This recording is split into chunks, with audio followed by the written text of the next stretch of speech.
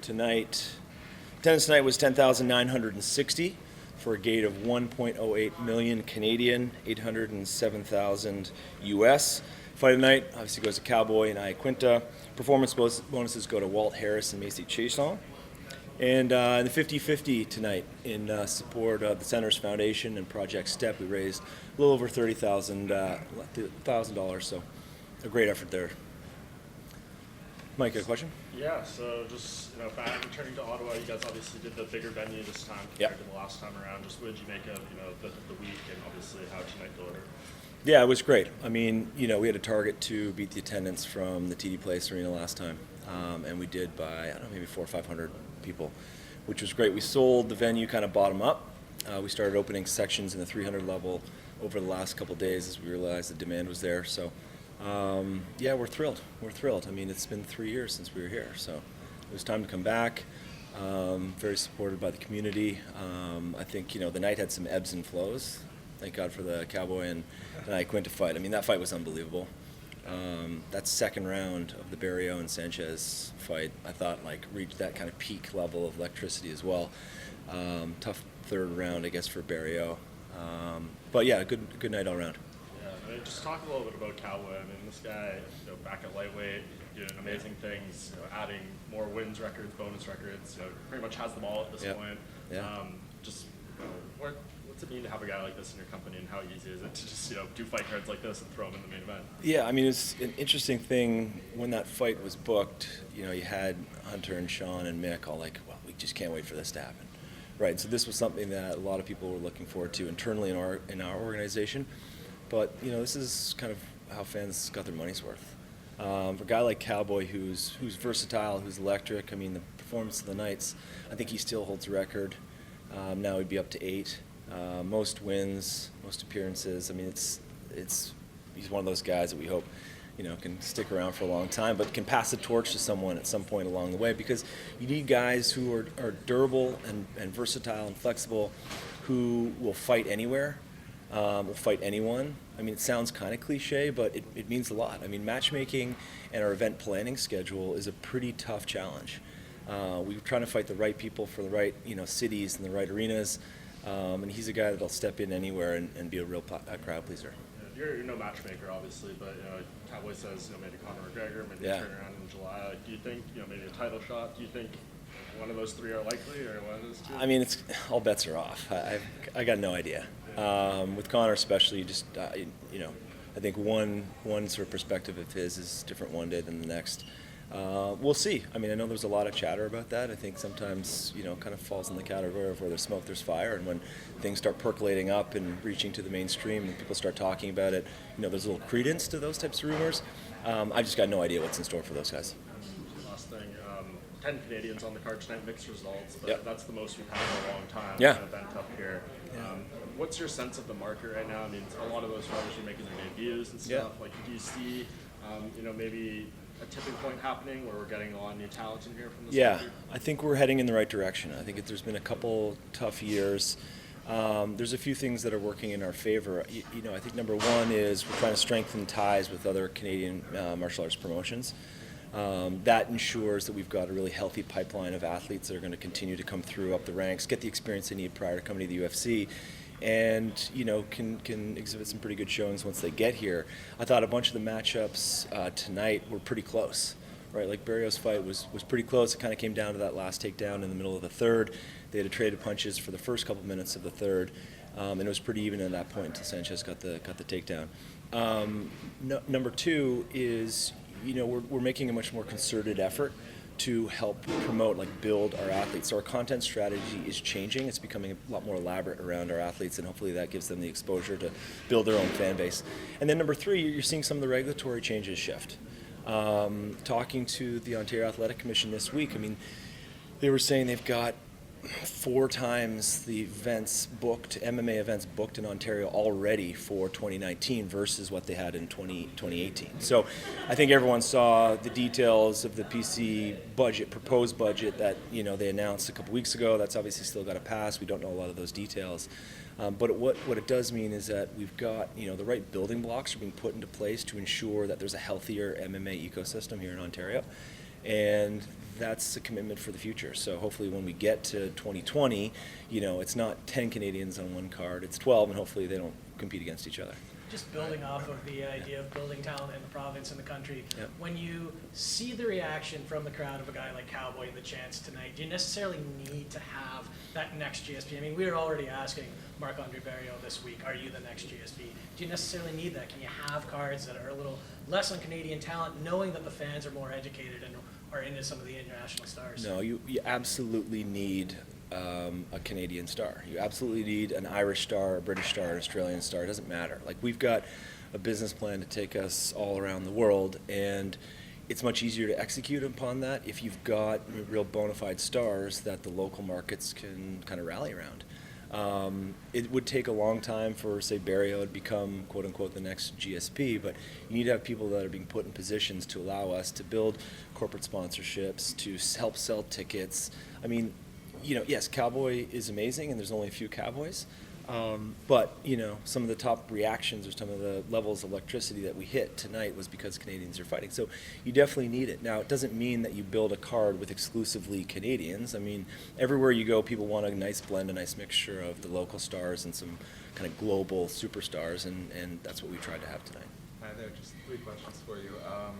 First, who or what sort of prompted this shift and this new focus on how you're growing talent? Well, I mean, I think it's kind of part and parcel with our overall international development strategy.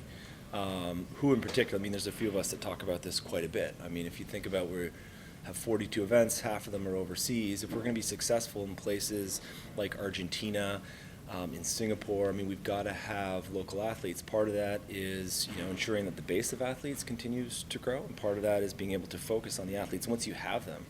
And so, I'll give you a good example. I mean, our work that we're doing with TKO, right, to ensure that we're sharing content, we're helping promote their events. They're obviously a Fight Pass partner. And so that type of example is something that we want to replicate in a bunch of different areas to ensure, again, that the health of the MMA ecosystem is alive and well.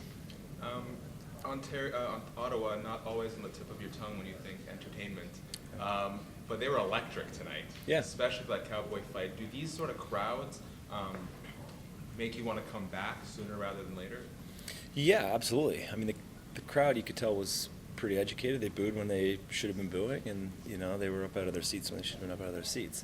The crowd and the support that we got all week while we were here definitely helps make the decision easier, but it's going to continue to happen. I mean, we're steadfast in our commitment to Canada, 3 events every year. We want to be in as many cities across the country as we can. We're always going to have a pay-per-view and a couple other fight nights, and that means we've got to look to other cities than Toronto, Vancouver, Calgary, and Edmonton. Ottawa, we were here 3 years ago, and we'll probably look to come sooner than another 3 years. So. And last one, since you touched on it, I can't remember who, but one of the fighters mentioned a possible Vancouver card in July. Yeah, Arjun did, I think, early on. Vancouver, we're strongly looking at for this year. We've got nothing to report at this time, and we don't really know what platform it's on either. I think he's been talking all week about it being a pay-per-view, and he's going to sell all the tickets. #1 billion strong, but.